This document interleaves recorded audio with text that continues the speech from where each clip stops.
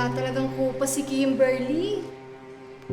Matutuwa na naman si Mama Mirna neto, panigurado. Hello po, tita. Good afternoon po, tita. Kumusta? Wala pa ba mga sundo? Naku, tita. Kamusta naman si Kim? Ayan, nanguna na naman si Ranky ng mga honors. Uy, ano ka ba, V? With the honors na naman ito si Kimberly.